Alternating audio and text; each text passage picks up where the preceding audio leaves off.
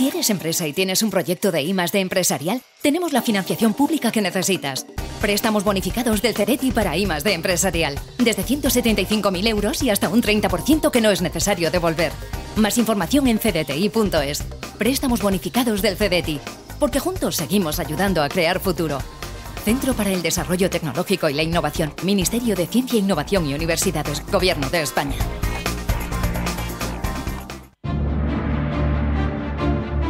En Radio Intereconomía, Pulso Geopolítico. Análisis sobre los nuevos desafíos mundiales. Presenta Rafa Jiménez. Bienvenidos al Pulso Geopolítico de Intereconomía, en el que, como siempre sucede tras la caída de un largo régimen dictatorial, las incertidumbres cunden a la hora de perfilar cómo va a ser el futuro de un país que se ha desligado de los designios de su dictador.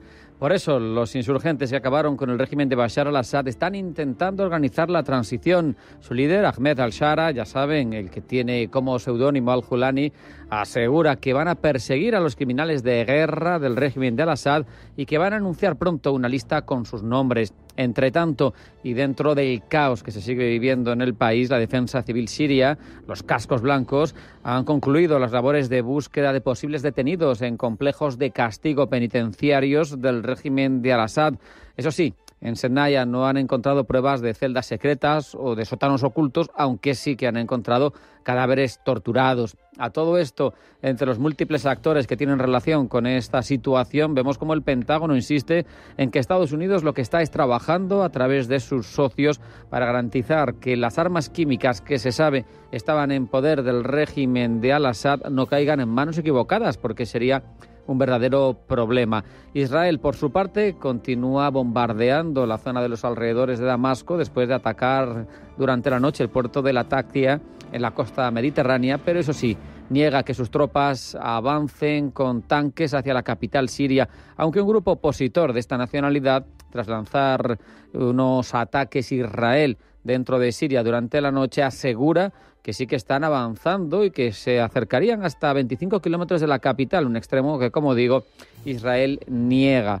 La tregua, por tanto, mientras, a pesar de ese vacío de poder efectivo, se consolida en Líbano, aunque hay acusaciones de violaciones realizadas entre ambas partes, porque hay que entender que todo esto funciona dentro de un contexto global y de un entorno en el que han ido cayendo las piezas del dominó proxy de Irán, una detrás de otra. Desde el 7 de octubre de 2023 cayó primero Hamas, después lo hizo Hezbollah, descabezada, y finalmente lo ha hecho Siria, el régimen que bien es cierto que era laico, pero que estaba encabezado por un chiita de la secta alawita como Bashar al-Assad, y que además era el camino por el que se nutría de armas fundamentalmente desde Irán el grupo terrorista Hezbollah. Por lo tanto, han caído uno detrás de otro y ahora la situación afecta al global de la zona. El primer ministro israelí, entre tanto, Benjamin Netanyahu, testifica. Lo hace por primera vez en su juicio por corrupción. Un juicio que, hay que ponerlo sobre la mesa, comenzaba hace 4 años, pero las situaciones inestables, las guerras en la región han ido posponiendo esa comparecencia.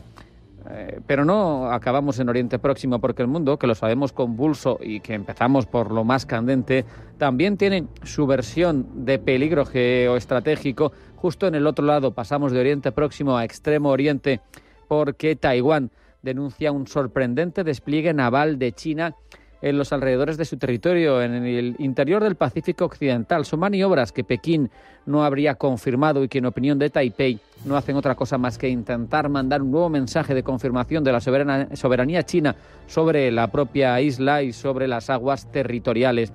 Taipei lo describe como un formidable despliegue de poderío militar, con múltiples buques de la Armada, de la Guardia Costera China, y navegando por un área amplia de 1.000 kilómetros en las 2 últimas maniobras militares que tuvo a bien desarrollar China en torno a Taiwán en mayo y en octubre de este año. Pekín las anunció públicamente, tanto en el comienzo como en el final, pero en este caso el mutismo ha sido absoluto. Se han limitado a decretar 7 zonas aéreas reservadas en las zonas enfrente de Taiwán.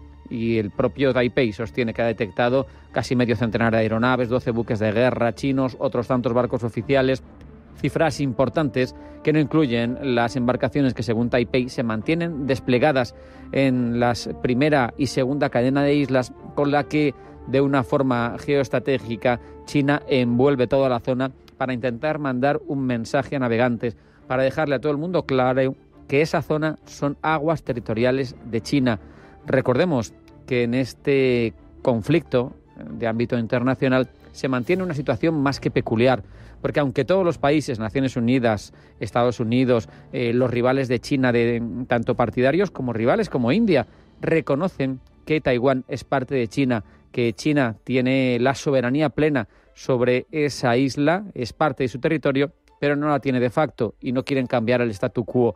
Y eso, ante la llegada a relativo corto plazo, en 2049, del primer centenario de la República Popular, sabemos que es algo que quiere ser cambiado por Pekín. Y todo esto son pasos que se van dando en esa dirección. En Europa, entre tanto, seguimos mirando hacia la guerra de Ucrania. En los últimos días, Moscú intensifica ataques, sobre todo en el sur de Pokrovsk, porque más allá de cuestiones de índole militar, porque esta zona es un centro logístico vital para abastecer a las tropas ucranianas en el resto del Donbass y, por tanto, quieren controlarlo los rusos.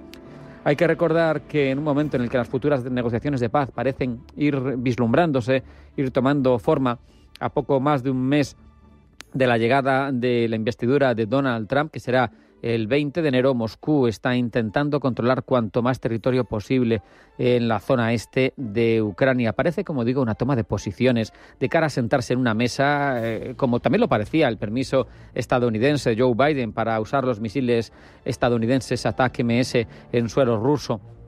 La verdad es que nos gustaría saber de qué es de lo que hablaron realmente, ¿no? Esas pequeñas líneas que esbozaron sus departamentos de prensa Donald Trump y Volodymyr Zelensky este pasado fin de semana, cuando se reunieron en París durante 30 minutos con motivo de la reinauguración de la Catedral parisina de Notre Dame, porque seguro que ahí se podría vislumbrar, si conociéramos realmente los detalles de los que se habló entre ambos interlocutores, cómo va a ser el futuro, en principio parece que todo apunta a que negociado, de ese conflicto, el principio del fin de ese conflicto en Ucrania.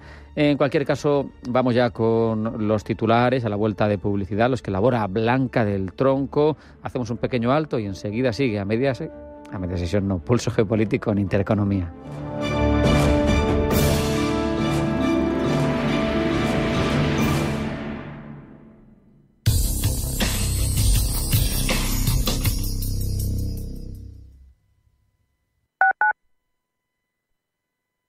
Atención inversor, únete al club de inversión de Grupos Eneas. Estamos especializados en la compra, reforma y venta de inmuebles y otros activos, ofreciendo rentabilidades muy atractivas. Coinvierte con nosotros. 91 639 0347. Grupos Eneas, tu aliado en la inversión.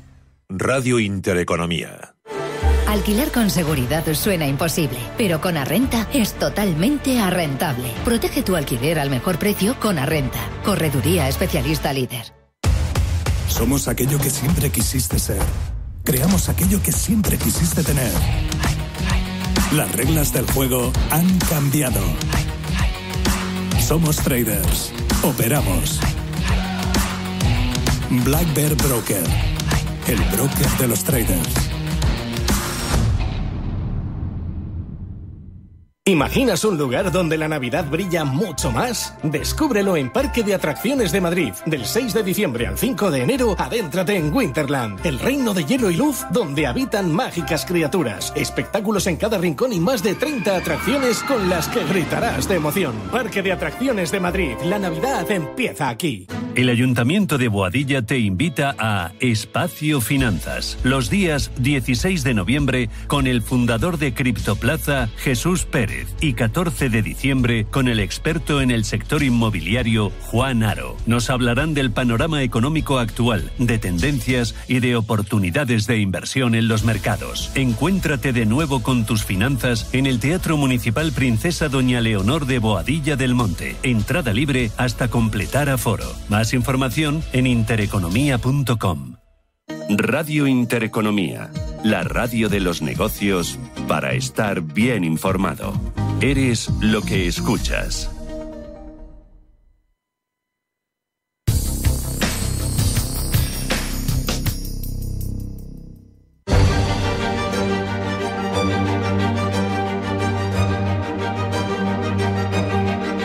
En Radio Intereconomía, Pulso Geopolítico. Comenzamos repasando las cuestiones de ámbito internacional más relevantes, primero en forma de titulares que elabora Blanca del Tronco. Blanca, bienvenida, buenas tardes. Buenas tardes. Empezamos en Siria, donde los insurgentes que han acabado con el régimen de Al-Assad intentan organizar la transición. Su líder, Abu Mohamed al-Jolani, ha asegurado que perseguirá a los criminales de guerra y que pronto publicará una lista con sus nombres. Sobre el terreno, Israel continúa bombardeando los alrededores de Damasco después de atacar anoche el puerto de Latakia en la costa mediterránea. El gobierno de Netanyahu niega, eso sí, un supuesto avance de sus tanques hacia la capital siria. A todo esto, los cascos blancos, la defensa civil de Siria, dan por concluida la búsqueda de instalaciones ocultas en la prisión de Sednaya. Fin de la búsqueda sin que se hayan encontrado pruebas de celdas secretas o sótanos ocultos. Sin embargo, el Observatorio Sirio de Derechos Humanos asegura que los equipos de rescate han encontrado los cuerpos de entre 40 y 50 civiles asesinados bajo brutales torturas. Olaf Scholz y Emmanuel Macron dispuestos a trabajar con los rebeldes sirios tras la destitución de Bashar al-Assad. Los líderes de las dos mayores potencias de la Unión Europea han aplaudido la salida de al-Assad, que había causado, dicen, un sufrimiento terrible al pueblo sirio y un gran daño a su país. Esto es al menos lo que dice un comunicado publicado por el gobierno alemán tras una llamada telefónica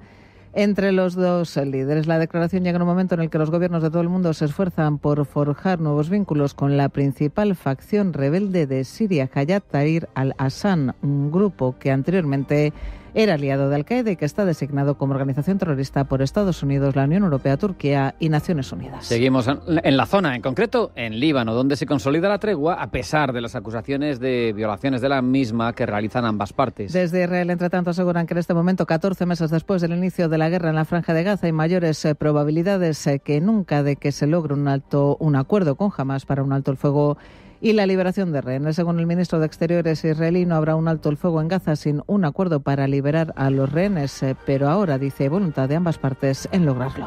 Seguimos en Israel porque Benjamín Netanyahu testifica por primera vez en el juicio por corrupción que comenzó hace 4 años. Ha declarado por cargos de fraude, cohecho y abuso de confianza por supuestamente haber recibido regalos a cambio de favores y por presuntas presiones para lograr una imagen positiva en medios de comunicación. Netanyahu, que ha negado las acusaciones, ha intentado retrasar el procedimiento debido a la guerra en Gaza y Líbano. La Fiscalía ha rechazado estas peticiones, argumentando que es de interés público concluir el juicio lo antes posible. Saltamos a América, en concreto a Brasil, donde Lula da Silva se encuentra en la UCI, en el hospital de Sao Paulo, tras someterse a una craneotomía para drenar un hematoma subdural. Esta hemorragia estaría vinculada a una caída en su casa el 19 de octubre. Según el comunicado emitido por el hospital, la cirugía ha transcurrido sin incidentes y Lula se encuentra bien y monitoreado en una unidad de cuidados intensivos. Volvemos con Macron en Francia, que reúne una mesa de partidos, en este caso para estudiar una mayoría de gobierno. Una cita a la que no ha invitado ni a la extrema derecha de Marine Le Pen ni a la izquierda en su mesa de Jean-Luc Mélenchon. El objetivo es lograr un primer ministro que pueda resistir en la Asamblea al menos hasta bien entrado el verano, que es cuando constitucionalmente pueden celebrarse nuevas legislativas. Javier Milei cumple un año como presidente de Argentina. Un periodo durante el cual se ha aupado como líder del neoliberalismo en Latinoamérica y donde ha avanzado en la nivelación de las cuentas públicas. Milei, que un año antes de llegar a la Casa Rosada contaba con un 53% de aprobación, ha logrado en 12 meses hacer que la inflación, que estaba en el 25,5% cuando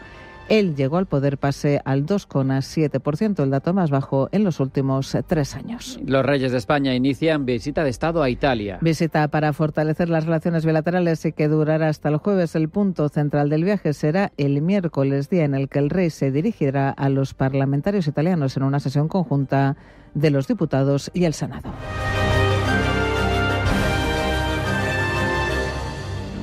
Ahora vamos a desarrollar más en profundidad todas estas cuestiones. Lo hacemos en forma de crónicas, Blanca. Primera vez que un primer ministro israelí se sienta en el banquillo de los acusados. Benjamín Netanyahu ha comparecido hoy ante el tribunal que le juzga por cargos de fraude, aceptación de sobornos y abuso de confianza. El político de 75 años niega haber actuado mal y dice que los cargos son una cacería de brujas orquestada por unos medios hostiles y un sistema legal sesgado que busca derrocar su largo gobierno. Rubén Gil. Casi 5 años después del inicio del juicio y después de haber sido postergado en varias ocasiones, Benjamin Netanyahu se ha sentado este martes en el banquillo para defenderse de las 3 acusaciones abiertas en su contra: soborno, fraude y abuso de confianza. El juicio, que comenzó en mayo de 2020, quedó interrumpido por la guerra en Gaza tras el ataque de Hamás del 7 de octubre de 2023. Netanyahu, que había presentado varias solicitudes de retrasar el procedimiento debido a las guerras en Gaza y Líbano, rechaza las acusaciones en los 3 casos que juzga al tribunal. En el primero, Netanyahu y su mujer Sara están acusados de aceptar más de $260.000 en bienes de lujo como cigarros, joyería y champán de benefactores multimillonarios a cambio de favores políticos. Los otros 2 giran en torno a los presuntos intentos de Netanyahu de negociar una cobertura más favorable en 2 medios israelíes. El lunes, una decena de ministros del gobierno de Netanyahu enviaron una carta al fiscal general pidiendo el retraso del juicio ante los recientes acontecimientos en Siria tras la caída de la dinastía de Al-Assad, pero la fiscalía ha rechazado estas peticiones, argumentando que es de interés público concluir el juicio lo antes posible. En paralelo al juicio de Netanyahu en Tel Aviv, Israel y Hamás estarían negociando un posible alto el fuego que ahora, dice el ministro de Exteriores israelí, está más cerca que nunca. Según fuentes palestinas, Hamás estaría en las últimas jornadas llevando a cabo un recuento de los rehenes israelíes vivos en Gaza, y es que esta sería una de las condiciones del alto el fuego, la liberación de los rehenes israelíes. Al parecer, funcionarios de Hamás se habrían puesto en contacto con varias facciones en la franja de Gaza para conocer los últimos acontecimientos relacionados con los prisioneros vivos, pero también estarían intentando localizar los cuerpos de algunos rehenes muertos. De los 251 rehenes tomados por los milicianos palestinos el 7 de octubre de 2023, 96 siguen en el enclave y hasta ahora las autoridades israelíes estiman que 34 están muertos. Durante la tregua del año pasado, 105 rehenes fueron liberados, la mayoría mujeres, ancianos y niños, a cambio de 240 prisioneros palestinos. Sobre el terreno, entre tanto, Israel continúa sus ataques en la franja de Gaza. Al menos 19 palestinos han muerto en las últimas horas. Durante la noche, un ataque aéreo israelí ha acabado con la vida de al menos 10 personas en el norte de Gaza. Otro ataque aéreo contra una casa en el campo de refugiados de Nuseirat, en el centro de la franja, ha matado al menos a 7 personas y ha herido a varias más. Otro ataque en Rafah se ha cobrado la vida de 2 personas. En Siria, entre tanto, el Observatorio Sirio de Derechos Humanos denuncia que se han encontrado entre 40 y 50 cadáveres en la prisión siria de Sednaya, al norte de Damasco, y conocida por el uso de la tortura contra los prisioneros. Gemma González. El epicentro del horror en Damasco se encuentra en la cárcel de Sednaya. Se estima que en esta prisión habría entre 10.000 y 20.000 presos y, según Amnistía Internacional, el uso de la tortura y la fuerza excesiva se utilizaban habitualmente. Desde el comienzo de la crisis en Siria, en 2011, en el marco de las revueltas populares de la llamada Primavera Árabe, la prisión se había convertido en el destino final tanto de opositores pacíficos a las autoridades como de militares sospechosos de oponerse al régimen. El líder de la coalición, conocido como Abu Mohamed al-Holani, ha asegurado que perseguirán a los criminales de guerra y que darán a conocer pronto una lista con sus nombres. No dudaremos, ha dicho, en exigir responsabilidades. Al-Holani, que ha encargado a Mohamed al-Bashir, antiguo cabeza del gobierno de salvación, la fase de transición del nuevo gobierno en Siria, no ha dudado en asegurar que ofrecerán recompensas a quienes proporcionen información sobre altos cargos militares y de seguridad implicados en crímenes de guerra. Sí, por cierto, que el canciller alemán Olaf Scholz y el presidente francés Emmanuel Macron están dispuestos a trabajar con los grupos rebeldes sirios que han derrocado al presidente Bashar al-Assad bajo ciertas condiciones, según un comunicado publicado por el gobierno alemán tras una llamada telefónica entre los 2 líderes. Los líderes de las 2 mayores potencias de la Unión Europea han aplaudido la salida de Assad, que había causado un sufrimiento terrible al pueblo sirio y un gran daño a su país. La declaración llega en un momento en el que los gobiernos de todo el mundo se esfuerzan por forjar nuevos vínculos con la principal facción rebelde de Siria, Hayat Tahrir al-Sham, un grupo que anteriormente era aliado de Al-Qaeda y que está designado como organización terrorista por Estados Unidos, la Unión Europea, Turquía y la ONU. Y miramos también este martes a Taiwán, que ha acusado a China de desplegar su mayor flota naval en décadas como amenaza. Elena Fraile. Según Taipei, Beijing ha desplegado cerca de 90 buques en aguas del mar de China Oriental y en el estrecho de Taiwán, que separa la isla del continente, por lo que Taiwán ha anunciado maniobras de preparación para el combate y mantiene a sus Fuerzas Armadas en alerta máxima. Según el Ministerio de Defensa Nacional, estas actividades no están dirigidas únicamente contra Taiwán, sino contra la cadena de las islas del Pacífico, que comprenden las Islas Kuriles, Singapur, pasando por Japón, Taiwán y también Filipinas. En concreto, las autoridades taiwanesas detectaron inicialmente 47 aviones militares chinos y 12 barcos cerca de la isla durante un periodo de 24 horas que ha concluido a las 6 de la mañana de hoy martes. Los aviones chinos simularon ataques contra buques de guerra extranjeros y practicaron el desvío de aviones militares y civiles como parte de un ejercicio de bloqueo. En respuesta, las autoridades de Taiwán han anunciado maniobras de preparación para el combate y mantienen a sus Fuerzas Armadas en alerta máxima.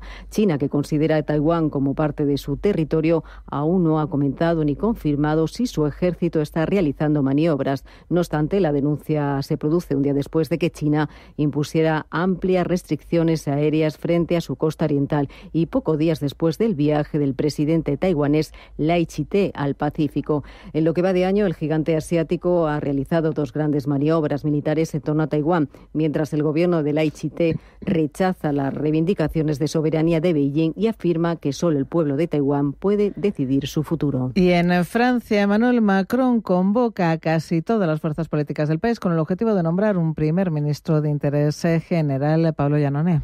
En estos momentos, el presidente francés se encuentra reunido nuevamente en el Palacio del Elíseo con los principales líderes de los partidos franceses, tanto de derechas como de izquierdas.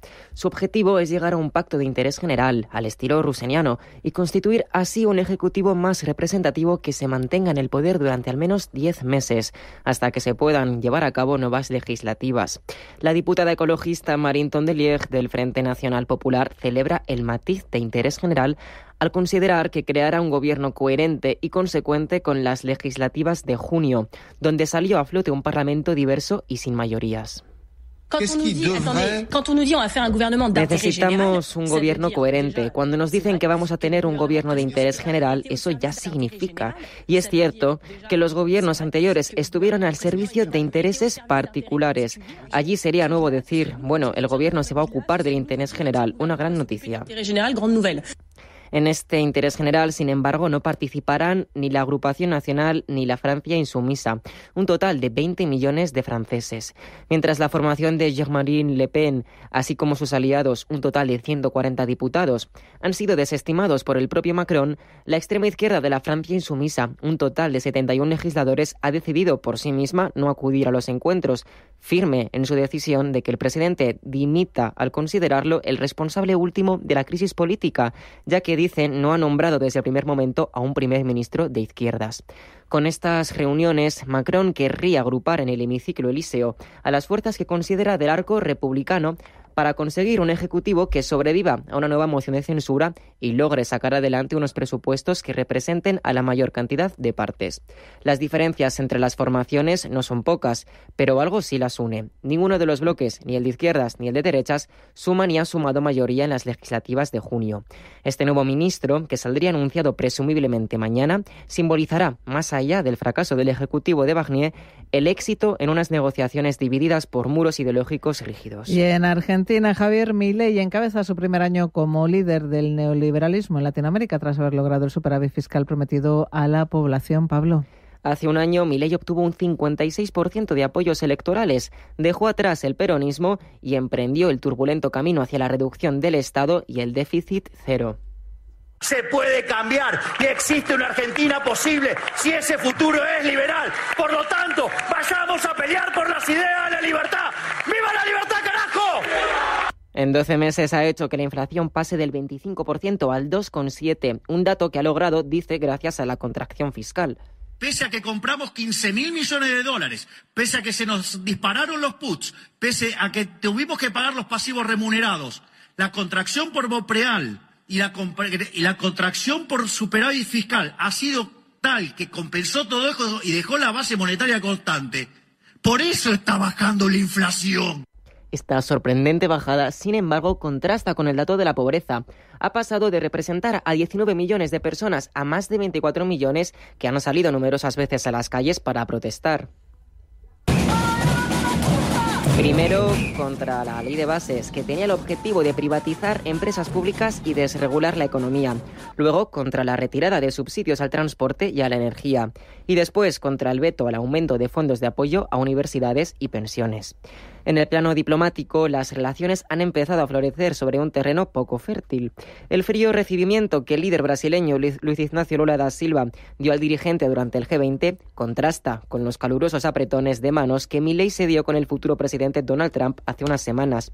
Asimismo, Milei ha recibido en la Casa Rosada a Giorgia Meloni y a Emmanuel Macron y ha llegado a establecer posibles acuerdos comerciales con Pekín. A su vez, las tensiones entre Buenos Aires y Madrid se han reducido y Argentina vuelve a tener embajador español después de meses de silencio bilateral, con Joaquín María de Aristegui Laborde en el puesto. Así las cosas, se inicia un segundo año de mandato en el que Milei resolverá algunas de sus cuentas pendientes, como llevar a cabo una reforma tributaria o alcanzar un acuerdo con el Fondo Monetario Internacional, entre otras medidas.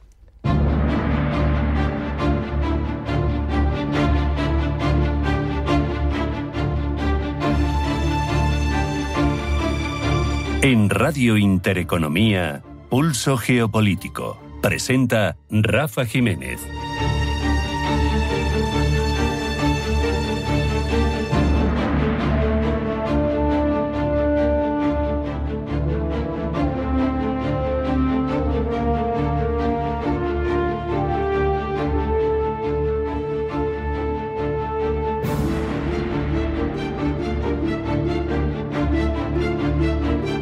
Vamos a repasar, a conocer qué es lo que traen las principales cabeceras internacionales respecto de todas estas noticias que les hemos venido contando en este pulso geopolítico.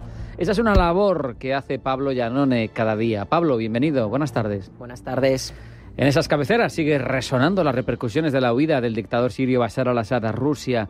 Pero claro, cada medio se focaliza en un asunto de su interés geopolítico. Times of Israel nos informa de que tras la actuación israelí en la zona de amortiguamiento, la que hay entre Israel y Siria, la ONU está acusando a Tel Aviv de violar el acuerdo de retirada de Siria en 1974. Estados Unidos aprueba la decisión israelí de llevar a sus fuerzas de defensa a la zona de amortiguamiento controlada por la ONU.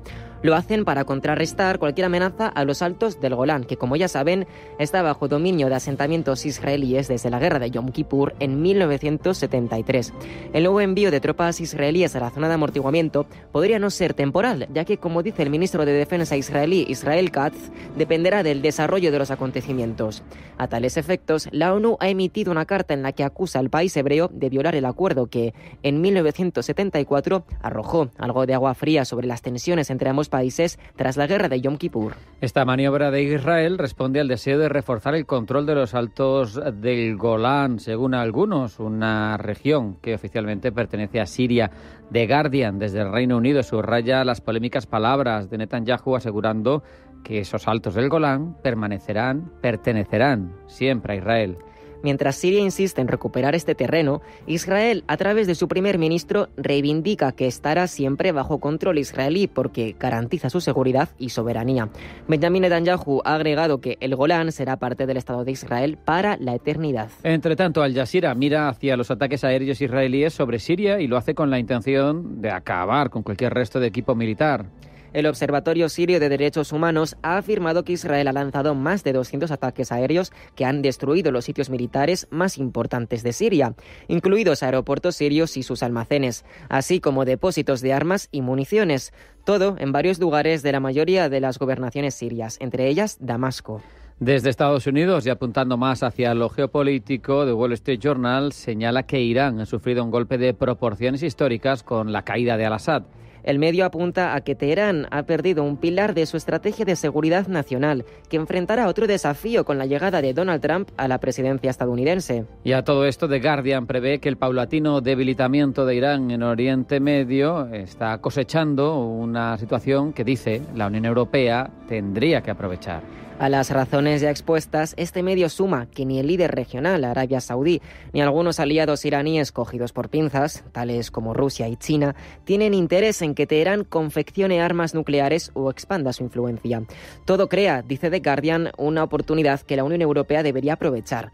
Ve como antecedente a este oportunismo el acuerdo nuclear con Irán en 2015, que, dice, fue el mayor éxito de la política exterior de la Unión Europea. El New York Times, por su parte, se hace eco de las palabras del presidente iraní defendiendo la autodeterminación del pueblo sirio.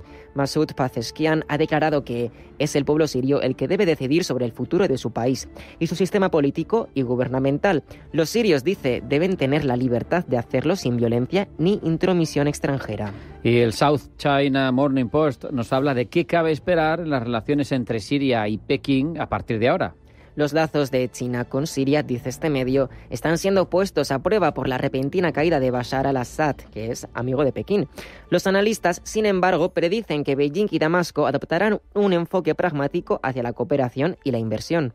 Terminamos en Georgia, donde, según nos cuenta el rotativo francés Le Monde, van ya por la 12ª noche consecutiva de protestas contra la decisión del gobierno de posponer las negociaciones de adhesión a la Unión Europea hasta 2028. Las manifestaciones, que han tenido lugar principalmente en la capital Tiflis, han sido reprimidas, una vez más por las fuerzas de seguridad. Gases lacrimógenos y cañones de agua han dejado de nuevo a numerosos heridos entre los miles de manifestantes. Las protestas siguen después de que el actual primer ministro, Irakli Kobakidze, anunciase posponer las negociaciones de adhesión a la Unión Europea hasta 2028, pese a que Georgia es candidata oficial para unirse al bloque comunitario desde 2023. La oposición y la sociedad civil exigen la reanudación inmediata del proceso de integración europea y la convocatoria de nuevas elecciones parlamentarias que reconsideren ese 56% de votos que dieron a sueño georgiano un gobierno en solitario, auspiciado, dicen algunos, por Rusia. La Unión Europea ha expresado su preocupación por la situación y ha advertido al gobierno georgiano sobre posibles sanciones debido a la represión de las protestas y el retroceso democrático en el país.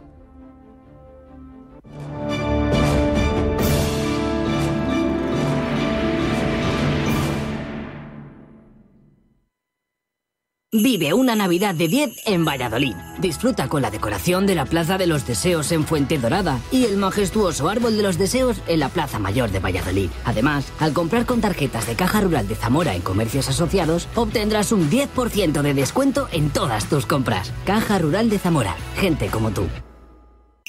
Anchoas Codesa, calidad, artesanía y dedicación definen nuestra serie limitada, elaborada con la mejor pesca del Cantábrico y hecha 100% en Cantabria. Garantizado. Encuéntralas en tu tienda especializada de confianza. Anchoas Codesa, maestros conserveros desde 1976. Anchoas Codesa, de la mar a la buena mesa.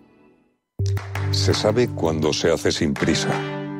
Se sabe cuando hay honestidad, cuando se ama lo que se hace, cuando es legado ibérico, se sabe.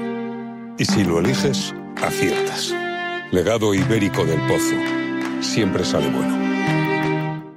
Los nuevos conceptos energéticos son ya un presente. Por ello, en Radio Intereconomía nos sumamos cada semana a I Más Verde, un programa sostenible y eficiente, productivo e innovador en el que analizamos etiquetas tan conocidas como eco, cero, bajas emisiones, descarbonización o renovables. Recíclate cada martes de 10 a 11 de la noche en Radio Intereconomía con José Luis Pichardo y descubre el futuro más verde.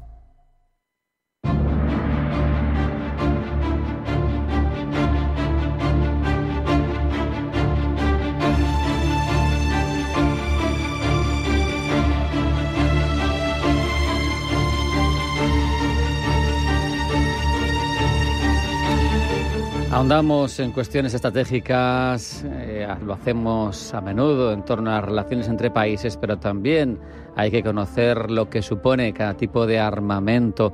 Por ejemplo, sabemos que la mayor parte de la superficie del planeta Tierra la ocupan los océanos y, por tanto, sabemos que hay mucha apuesta en lo naval. ¿Pero qué aportan los submarinos? Queremos conocer su peso en la estrategia de defensa de un país, qué tipos hay, qué supone tener o no tener estos dispositivos.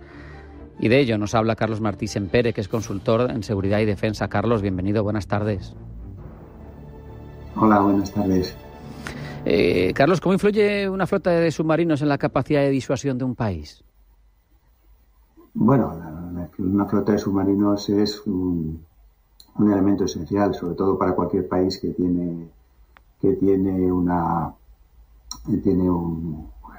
está bañado por el mar y tiene un territorio que defender dentro del mar.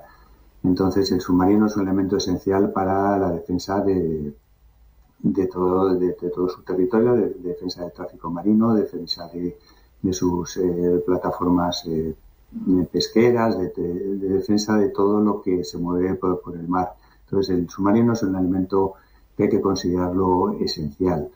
Las naciones más avanzadas, por supuesto, tienen su pequeña o mayor gran flota de submarinos. Con ella, pues, defienden los espacios marinos, neutralizan por cualquier posible amenaza, tanto de superficie como submarino, y niegan el uso del mar a un posible oponente o posible contrincante. Por ejemplo, pensemos en el caso de Taiwán y de China, que están constantemente en conflicto por quererse China integrar a Taiwán en su nación, y que están constantemente haciendo maniobras navales y están utilizando su flota de submarinos precisamente para negar el uso del mar a una posible invasión desde el mar, desde China. Evidentemente, pues el mercado submarino es un mercado relativamente complejo. Los submarinos son sistemas de armas complejos que tienen muchos componentes, son armas muy sofisticadas que requieren una gestión compleja. Hay muchos tipos de submarinos, desde ahí tenemos los submarinos nucleares, tenemos los submarinos con capacidad de lanzar misiles balísticos que se utilizaron durante toda la Guerra Fría y se siguen usando, que permiten aproximar los submarinos a la costa del posible adversario y lanzar misiles balísticos que podrían atacar puntos estratégicos de ese país. Tenemos también submarinos que pueden lanzar misiles, que pueden disparar misiles de menor alcance, pero que puedan también, no necesariamente nucleares, sino misiles tipo crucero que pueden atacar pues determinados puntos clave de un posible adversario. Y luego tenemos los submarinos pues diésel eléctricos, que son los que más utilizan las naciones para proteger su costa, que son, digamos, la escala más pequeña de tipo de submarinos. Pero ya digo, son ampliamente usados en la defensa de las naciones. Claro. En submarinos, el mercado mundial de submarinos se estiman unos 9.210 miles de millones de dólares. Quiero decir que es 9.210 millones de dólares. Están traicionando los billones americanos y los billones españoles. Sí, son los billones americanos, son los 9.210 millones europeos. Entonces, bueno, no te atasques, seguimos. El mercado se espera que tenga un crecimiento de un 8% de aquí al año 2029, todos los años. Hay un mercado muy importante en el sureste asiático, fundamentalmente, aunque también hay mercados importantes también en Sudamérica, pero el sureste asiático, digamos, es uno de los mercados más importantes, y ahí se están dirigiendo pues los grandes productores de submarinos en el mundo. Evidentemente, Estados Unidos es el líder de estos submarinos, pero tenemos luego pues otras, le siguen probablemente BAE Systems, los ingleses, el Naval Group francés, y luego tenemos los ThyssenKrupp, que serían los submarinos alemanes, y los Saab, que serían los suecos. Te quería preguntar, Carlos, por ejemplo, cuestiones como los avances tecnológicos que se van incorporando, que incrementan su eficacia, y estaba pensando, seguro que yo, que no conozco el mercado, me dejo muchos avances, pero lo llamativo que ha sido ese S-83 español, capaz de generar electricidad estando sumergido, que le permite no tener que salir a hacer snorkel tan a menudo, que lleva los componentes necesarios para generar una reacción con etanol y conseguir así funcionar a través del hidrógeno, pero sin acumular el hidrógeno, con lo que es más seguro. Yo no sé si este tipo de cosas son las que van marcando la diferencia porque te permiten más autonomía de uso, no salir tanto a la superficie, que al final el sigilo es lo que marca, ¿no?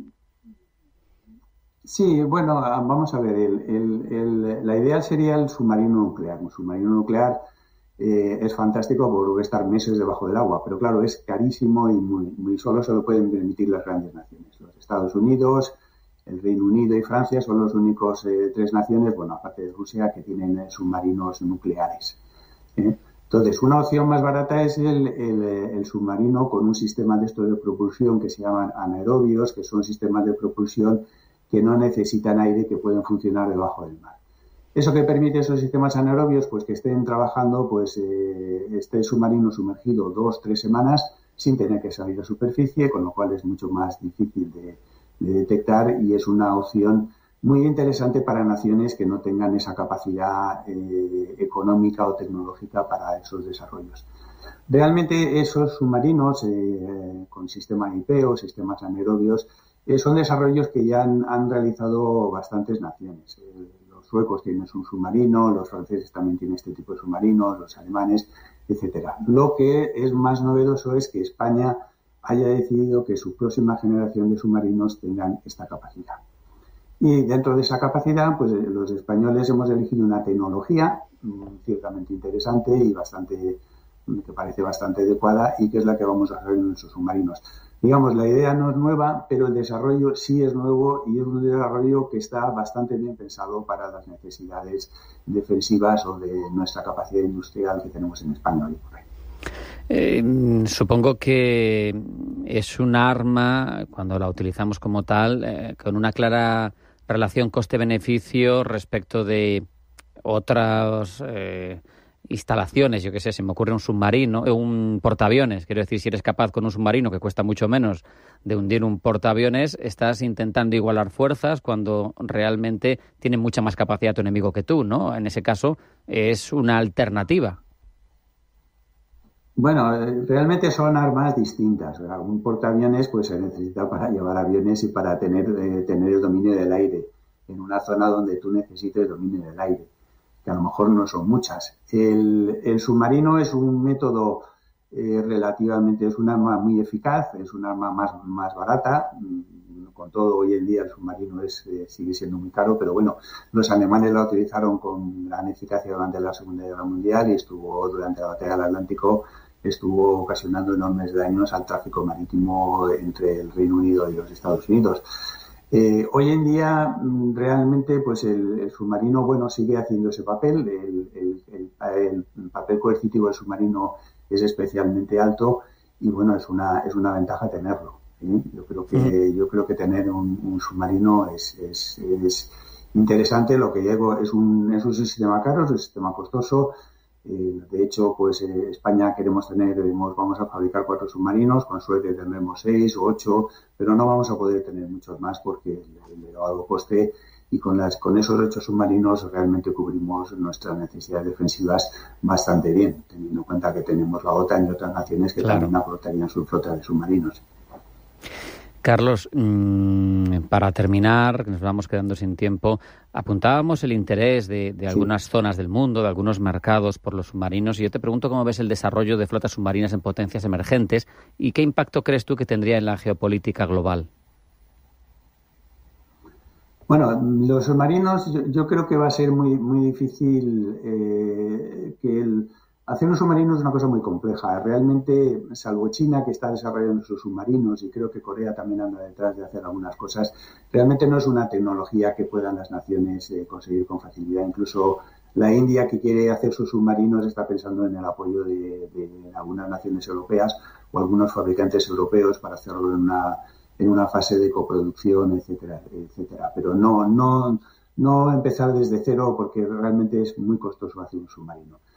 ¿Qué va a ocurrir con esos submarinos? Bueno, pues en el Índico y toda la zona, lo que es Singapur, todos los estrechos que hay allí, el mar del sur de China, la zona que limita Filipinas con Vietnam, y que China también andan ahí en liza con el estrecho de Taiwán, etcétera, etcétera. En esas zonas que son relativamente conflictivas y en esas zonas donde hay interés de las naciones en ocupar esas zonas navales, tener submarinos te da una capacidad de negociación, una capacidad estratégica muy importante. Y yo creo que en ese sentido esos mercados pues posiblemente van a crecer en el futuro. Carlos Martí Sempere, consultor de seguridad y defensa, muchas gracias por haber compartido con nosotros tus conocimientos en este ámbito. Un abrazo y hasta la próxima. Bueno, muchísimas gracias a vosotros. Buenos días.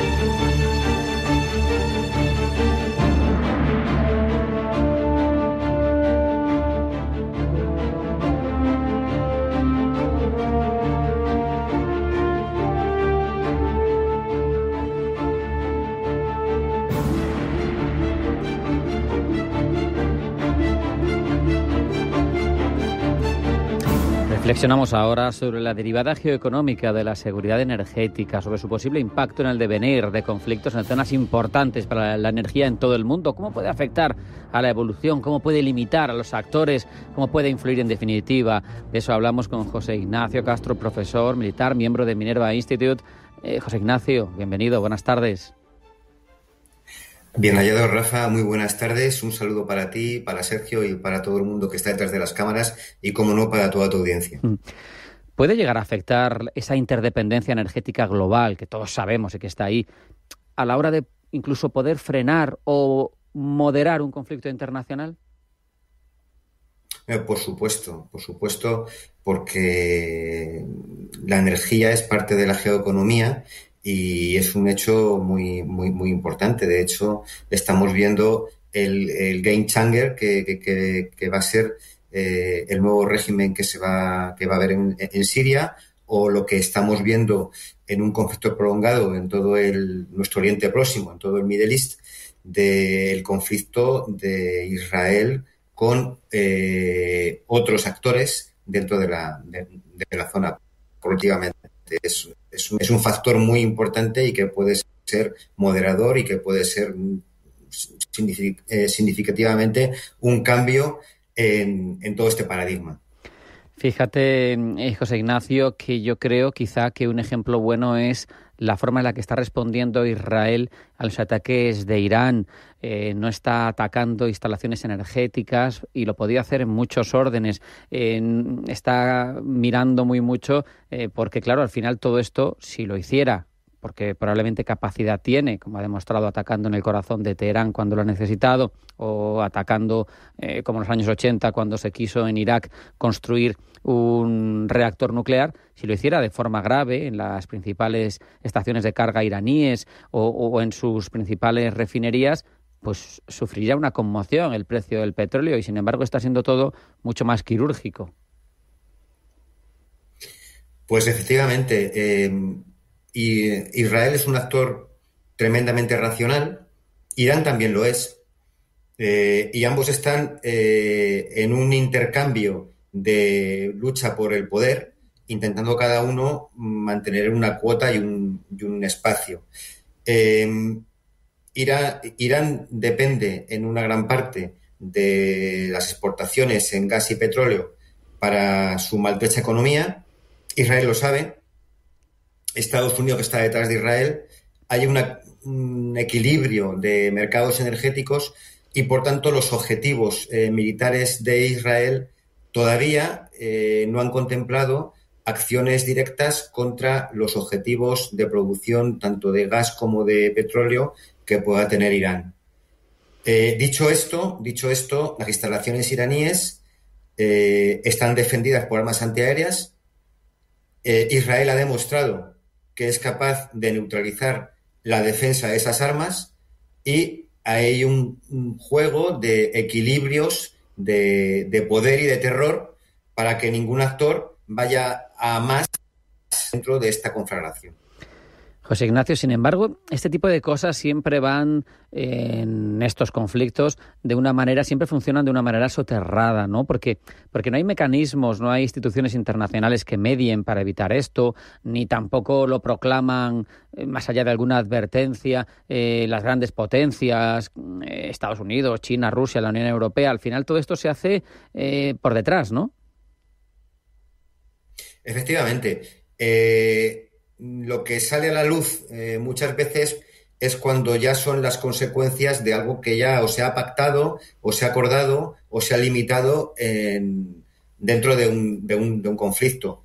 Sí hay que tener en cuenta que los actores, como dijimos anteriormente, son racionales y que incluso dentro del conflicto hay mediadores y que hay muchas señales que se envían para marcar las líneas rojas. De hecho, el ataque de Israel sobre la base de Isfahan fue todo un mensaje en el cual le dijo que era capaz de sortear las defensas antiaéreas iraníes, de que podía destruir esas defensas y de que por el sitio en el que fuese ataque, por ejemplo, podía decir, mira, he producido un ataque sobre la cuna de tu programa nuclear.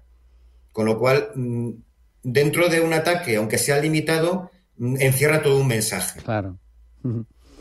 Además, incluso un ataque a una infraestructura energética, José Ignacio, podría incluso condicionar, dentro de la extensión de un conflicto más amplio, ¿no?, que es el enfrentamiento entre dos países, pero podría causar verdaderos problemas al régimen de los ayatolás si ataca a infraestructuras que bloqueen el suministro interno y la población, que es numerosa y que vive controlada por una élite clerical, pero que no todo el mundo vive convencido, ¿no?, de lo que se vive allí, pues esto sin duda afectaría. Sería un elemento también con el que jugar, sería un arma indirecta, ¿no? Ataco las instalaciones que suministran dentro y genero descontento social. Sí. Irán tiene problemas internos y externos. Tiene que contener a una población con la cual tiene problemas. Recordemos que no todos son persas, hay kurdos, hay árabes, hay otras etnias. Tiene problemas sociales y en cuanto haya un desequilibrio económico se puede producir un desequilibrio social dentro del país. Por tanto, todo lo que afecte a esa ganancia, a esa riqueza que está generando Irán, le puede afectar internamente en el ámbito internacional.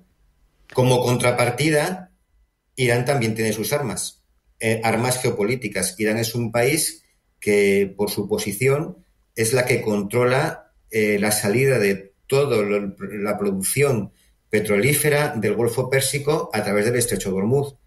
Entonces, los actores implicados también saben esto. Entonces, no están interesados en que se produzca tal escalada en el conflicto que Irán llegue a decidir, ante una situación desesperada, claro, reaccionar y a llevar a cabo alguna acción como fuese el corte del estrecho. Claro. Fíjate, leía datos, documentándome, ¿no? Por Hormuz y el Golfo Pérsico transitan 20 millones de barriles diarios de petróleo. Y pasa todo prácticamente, lo que dices tú, de esos productores del Golfo Pérsico. Tan solo Arabia tiene un oleoducto por el Mar Rojo que puede evitar Hormuz, pero tiene 7 millones de barriles diarios. Claro, te encontrarías con que hay un déficit de 13 millones de barriles que no se puede poner en el mercado. Y eso, sin duda, es un arma relevante geoestratégica, como tú decías, o geopolítica o geoeconómica por parte de los ayatolás. Efectivamente, ese oleoducto que estás mencionando es el East-West, que va hacia el Mar Rojo, que tiene una producción limitada, pero es que además no solamente es el tema de la producción, es que tardaría muchos más días en recorrer los productos petrolíferos en dirección a los mercados asiáticos, todo ese recorrido añadido, que además tendría que pasar por la zona del estrecho de Bab el-Mandeb, donde también recordamos que se encuentran los hutíes en el Yemen, que son aliados de Irán. ¿crees que otra derivada, como son las sanciones económicas o energéticas, en la escalada y reducción de conflictos tienen también un peso importante? O porque hemos visto que en el caso de Rusia no han servido para mucho. Ha encontrado mercados alternativos, incluso ha encontrado herramientas como esos barcos, esa flota gris que denominan, ¿no?, con la que consigue llevar su petróleo y sus materias primas a quien se la compra porque no toma partido claramente, como es India, que quiere estar a bien con Rusia en los BRICS y a bien con Estados Unidos. Sí, todas las medidas limitativas al final del todo no son capaces de llevar a cabo su objetivo final. La sanción máxima, por así decir, es un bloqueo, y no se conoce en la historia que un bloqueo haya sido total, absoluto, completo, rotundo. En este caso, estamos hablando de sanciones. Los países, en este caso también puede ser Irán, buscan unos mecanismos de defensa, como bien pueden ser esas flotas fantasmas, esos terceros actores, el intercambio con productos, bienes o servicios, y no a través de determinadas divisas como pueden ser los dólares, o incluso salirse de los circuitos monetarios occidentales como pueden ser los nuestros y derivarse hacia otros que se están produciendo en estos momentos. Por lo tanto, las sanciones son relativas, aunque hagan daño, y siempre se pueden soslayar o de algún modo solventar. Sabemos que en cierto modo se está produciendo una transición energética quizá más lenta de lo que le gustaría a algunos. El petróleo tiene una cierta fecha de caducidad, aunque todavía hay mucho en el mundo. Yo te pregunto si puede también terminar teniendo algún tipo de efecto en todos estos equilibrios de poder el hecho de que vaya habiendo otras fuentes de energía que pueden decir, pues bueno, pues si no puede llegar el petróleo, pues llegará otra cosa, ¿no? O tendré una alternativa.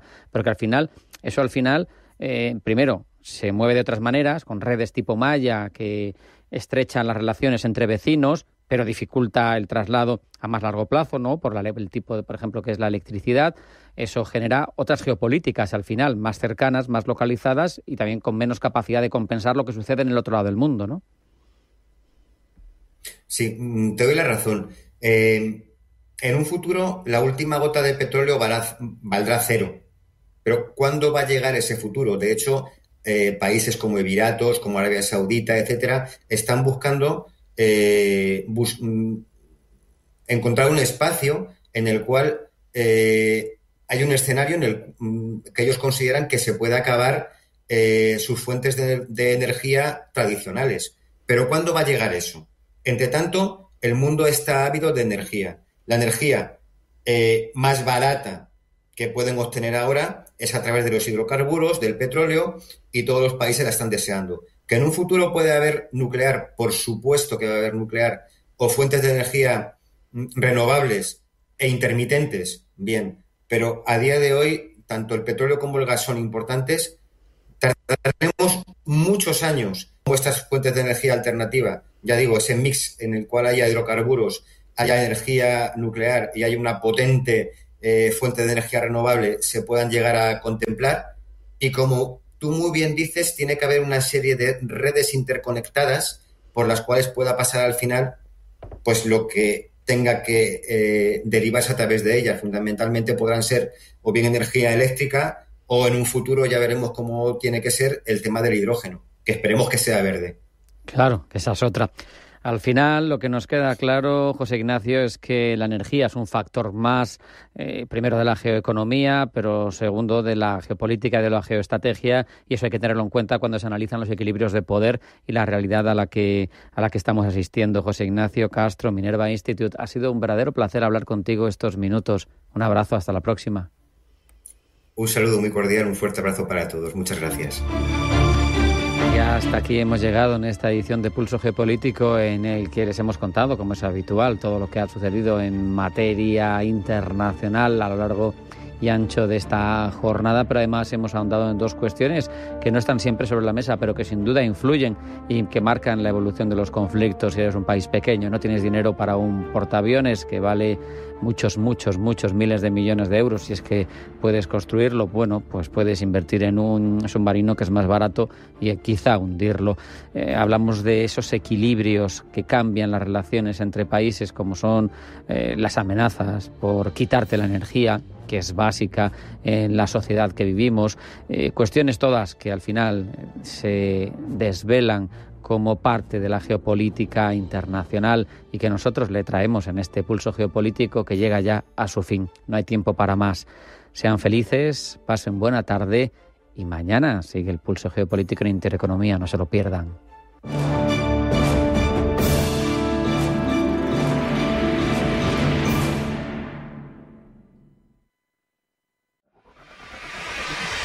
Si eres empresa y tienes un proyecto de I+D empresarial, tenemos la financiación pública que necesitas. Préstamos bonificados del Cereti para I+D empresarial. Desde 175.000 euros y hasta un 30% que no es necesario devolver. Más información en cdti.es. Préstamos bonificados del Cereti. Porque juntos seguimos ayudando a crear futuro. Centro para el Desarrollo Tecnológico y la Innovación. Ministerio de Ciencia, Innovación y Universidades. Gobierno de España.